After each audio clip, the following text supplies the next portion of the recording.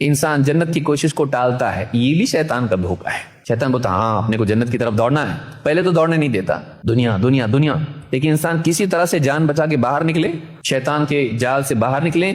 شیطان بولتا ٹھیک ہے کرنا ہے، ابھی نہیں، پہلے یہ سارا سیٹ ہو جائے، جاب سیٹ ہو جائے، نکاح ہو جائے، ریٹائرمنٹ ہو جائے، فلاں چیز ہو جائے، سارا جب سیٹ ہو جائے گا تو ہم اس کی بات کریں گے۔ یعدہم ویمنیہم، شیطان کیا کرتا ہے؟ انسان کو وعدے کرتا ہے، ابھی زندگی ہے نا، اتنی جلدی کیا ہے؟ ویمنیہم، تمنائیں دلاتا ہے۔ ارے اللہ غفور الرحیم ہے، اللہ بڑا معاف کرنے والا ہے، تھوڑی موڑی کوتاہی معاف کر دیتا ہو۔ انسان کو وعدے کرتا ہے، انسان کو تمنائیں دلاتا ہے۔ وما یعدہم الشیطان الا غرورا، لیکن شیطان کے وعدے سوائے دھوکے کے اور کچھ نہیں ہے کہ انسان ٹالتا رہتا ہے، ٹالتا رہتا ہے، ٹالتا رہتا ہے۔ موت کا فرشتہ نہیں ٹالتا، انسان دینداری کو ٹالتا رہتا ہے، لیکن موت کا فرشتہ موت کو ٹالتا نہیں ہے، بلکہ برابر آ کے اس کو اٹھا کے لے جاتا ہے کہ کہاں کا بزنس، کہاں کا ریٹائرمنٹ، کہاں کے اس کے فیوچر کے پلانز، کہاں بچوں کی شادیاں، کہاں میرے معاملات، کچھ نہیں، وقت آ گیا تمہارا، چلو۔ اور آدمی کی کوشش رہ جاتی ہے، پھر آخرت میں جا کے انسان پچھتاتا ہے، کاش کہ میں ایسا کرتا، کاش کہ میں نے اپنی زندگی کو صحیح استعمال کیا ہوتا۔ وہاں جا کے معلوم پڑتا ہے کہ جن چیزوں کو میں نے پرائرٹائز کیا تھا وہ بالکل بے قیمت تھی، اور جن چیزوں کو میں نے پوسٹ پون کیا وہ پرائرٹیز تھی۔ اہم چیزیں وہ تھی جن کو میں ٹالتا رہا، اور جن میں مصروف رہا وہ ٹھیک ہے اتنی اہم نہیں تھی، میں نے اسی کو سب سے زیادہ اہم سمجھ لیا۔ ان کا اب سگنیفیکنس کچھ بھی نہیں آخرت میں، ان کی کوئی اہمیت نہیں آخرت میں، وہ دنیا کی حد تک تھی، لیکن میں نے دنیا کا سوچا، آخرت کا نہیں سوچا۔ آج وہ وقت ہے جس کے لیے ہم کو تیاری شروع کرنا چاہیے۔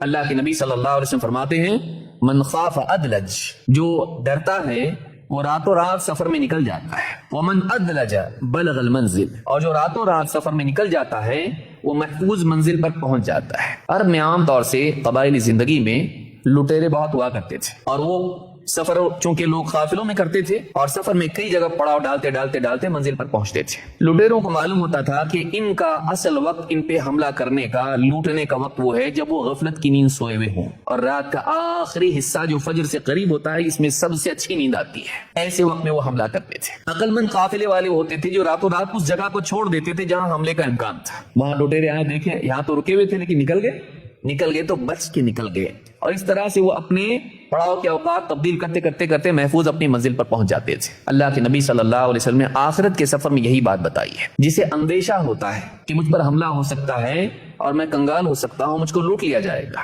وہ راتوں رات اندھیرے میں ہی نکل جاتا، وہ جگہ چھوڑ دیتا جو رسک والی ہے۔ اور جو اس طرح سے راتوں رات جلدی سفر میں نکل جاتا ہے تو ایسا انسان اپنی منزل پر محفوظ پہنچتا ہے۔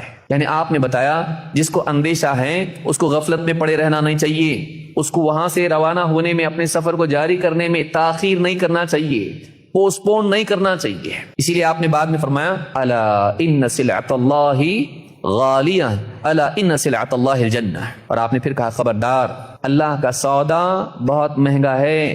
جو اللہ دے کے کچھ مانگ رہا ہے، جو اللہ تعالیٰ نے پیش کیا ہے، جس کو لینا ہے لے لو، جس کو خریدنا ہے خرید لو، تو سلعہ اس کو کہتے ہیں جو پیش کیا جائے کہ لینا ہے تو لے لو، لیکن اس کے بدلے کچھ دینا پڑے گا۔ الا ان سلعۃ اللہ غالیہ، اللہ کا سودا، اللہ کی پیش کی ہوئی چیز بہت مہنگی ہے، سستی نہیں ہے۔ کیا ہے وہ؟